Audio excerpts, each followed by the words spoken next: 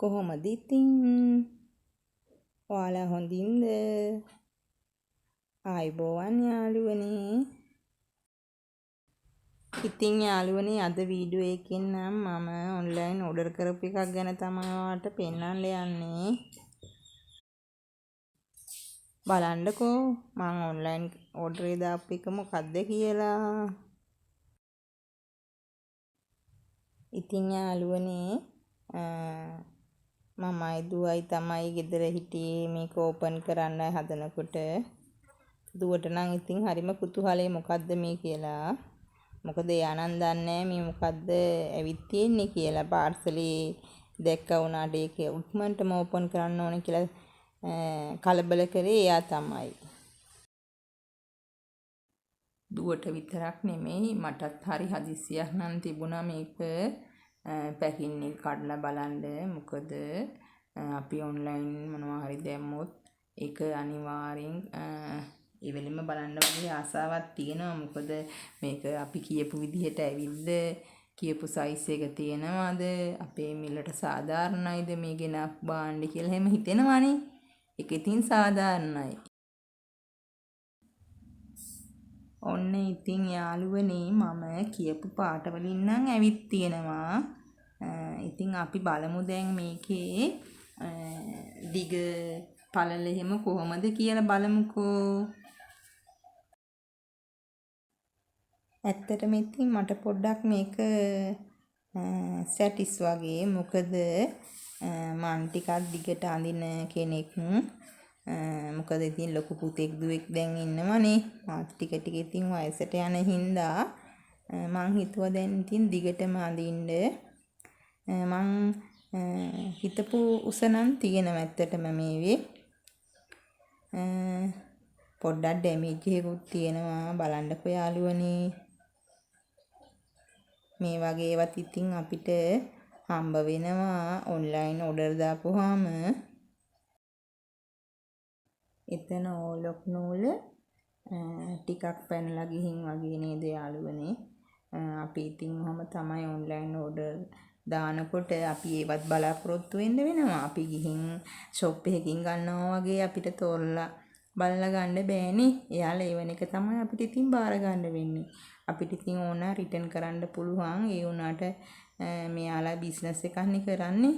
එතකොට ඉතින් අපි එහෙම කරන එක අසාධාරණයි නේද?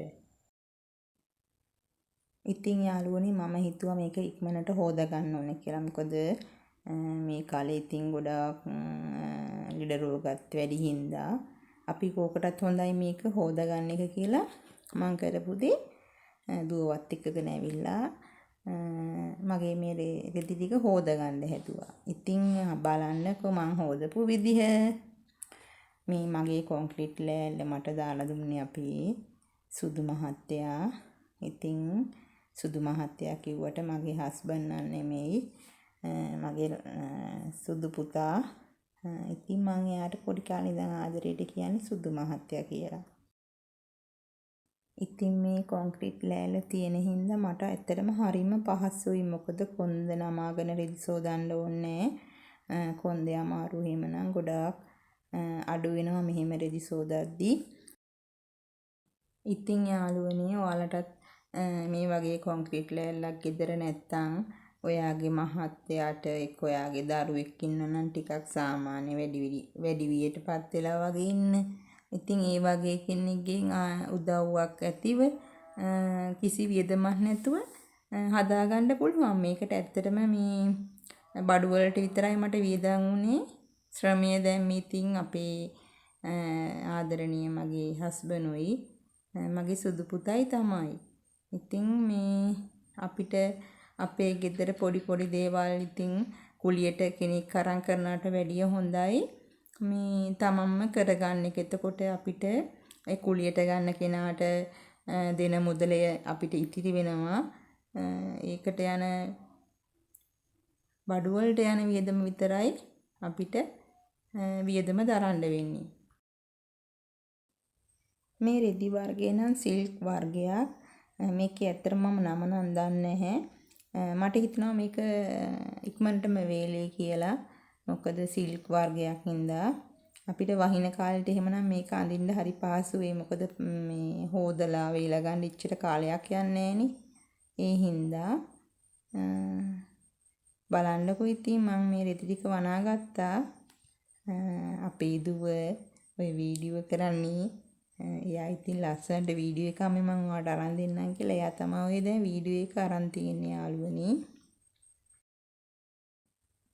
මේ පහුවෙනිදා යාළුවනි මම ඉතින් රෙදි ටික වේලගෙන එහෙම පොඩ්ඩක් ආයේ ඇඳලා බැලුවා. හේදුවට පස්සේ උස වලින් අඩු වෙලාද එතකොට පළල අඩු වෙලාද කියලා එහෙම බලන්න ඕන හින්දා මං ඇඳලා ආයෙත් බැලුවා කෝකටත්. ඇත්තටම ඉතින් එහෙම මේ ලොකු වරදක් කියන්න නැහැ. මොකද මම මීට කලින් මාතලේ පේජ් එකක් මම ඇත්තටම ඒත් ටවුසර් වගේක් ඔන්ලයින් ඕඩර් දැම්මා. ඒක මම කියපු විදිහට නෙමෙයි ඇවිත් තිබුණේ. මම ඉල්ලපු කලරුත් නෙමෙයි දාලා තිබුණේ. එතකොට මේ ලෝන් පෑන් කියලා තමයි දාලා තිබුණේ. ඒ වුණාට ඒක 3/4 size. ඉතින් ආපහුම රිටර්න් කරේ නෑ. ඒ වුණාට ඒව ඇත්තටම ඉතින් කැත වැඩ.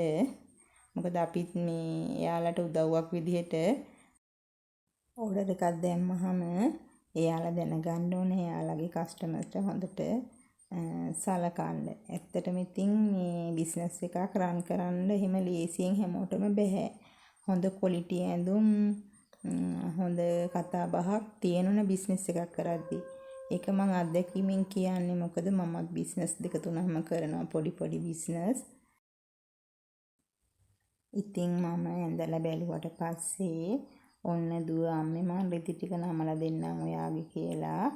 එයාගේ හැංගර් ටික අරන් එයාගේම ඇඳුම් රැග් එකේ එල්ලලා තියෙනවා. බලන්නකෝ ඉතින්. ඉතින් යාළුවනේ ඔයාලා මාව සබ්ස්ක්‍රයිබ් කරන්න, ලයික් කරන්න, එතකොට කමෙන්ට් එකකුත් තියන්න. මගේ වැරදි අඩුපාඩු පෙන්නලා ලස්සන කමෙන්ට් දාන්න. ඉතින් යාළුවනේ මේ එදා මම ඩෑම් එක බලන්න ගියානේ. ඒ යද්දී ගත්තු වීඩියෝ ක්ලිප් එකක් තමයි මේ දාලා තියෙන්නේ.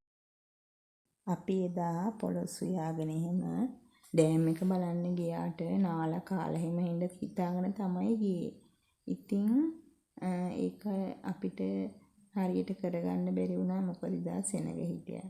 ඉතින් ඒ හින්දා අපි ආයෙත් දවසක ගිහින් නාලා එහෙම තමයි ආවේ.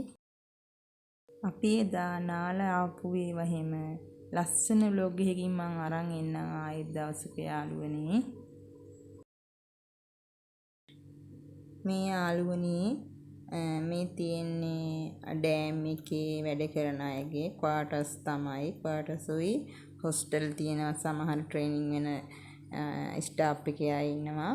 එයාලගේ එතකොට තව තියෙනවා මෙයාලගේ කැන්ටින් එහෙම. ඒවා ටික තමයි මම මේ ගත්තේ. ඇත්තටම ඉතින් ලස්සනයි ඩෑම් එක. වතුර තියෙන දවස් තමයි ගොඩක්ම ලස්සන. ඩෑම් එක ගැන විතරම මේ පුල් වීඩියෝ එකක් මම අරන් ඉන්නම්කෝ යාළුවනේ දවසක. ළඟදිම දවසක මම ගේනවා.